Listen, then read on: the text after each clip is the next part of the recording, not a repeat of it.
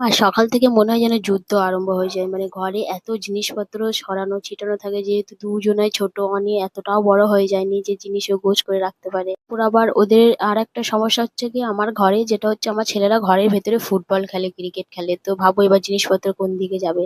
এই কাজগুলো আমার প্রতিদিনই গোছগাছ করা, তো প্রায় প্রতিদিনই আমি এরকম করে গোছগাছ করে সব তুলে তুলে রাখি।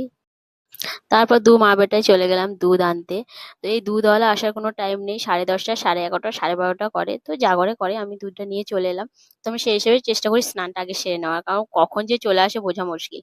তো তারপরে যাই হোক, আমরা চলে এসেছি ছাদে। আর কিছু কাপড় আমি হাতে ধুয়েছি, মানে স্নানের পর যেগুলো বেঁচে গেছে সেগুলো হাতে ধুয়ে নিয়েছি। আর দু চারটে জিনিস যেগুলো থাকে, অলি যেগুলো পরে খেলা করে, তো সেগুলো খুবই নোংরা হয়ে যায়, তো সেগুলো হাতে না ধুলে হয় না। আর রূপুকেও স্নান করিয়ে নিয়ে এসেছি, তো রূপু একটু রোদে থাকবে, মাথা চুলটা শুকিয়ে যাবে, তো তারপরে আমরা আবার নিচে চলে যাবো। আর তোমাদেরকে একটা জিনিস দেখাই, আর ওই দেখো কোয়ার্টারের বউগুলো মিলে ওই সামনে যে পার্কটা আছে ওখানে বসে সব পিকনিক করছে। মানে এখানে কি বলতো, এইগুলোই হচ্ছে সব থেকে মজার জিনিস। তো বররা তো কেউ টাইম দিতে পারে না, সত্যি বলছি। সবারই হাজবেন্ড যেহেতু সার্ভিসে আছে, তো সবাই সেই হিসাবে মানে সবার মতো করে ব্যস্ত। তো মেয়েগুলো যারা থাকে, আর মেয়েগুলো মিন্স বলতে ওই বউগুলো যারা থাকে, তারা সবাই মিলে প্ল্যানিং করে যে এইটা করবো ওটা করবো। তো দেখো কি মজা করে সবাই বসে বসে খাচ্ছে।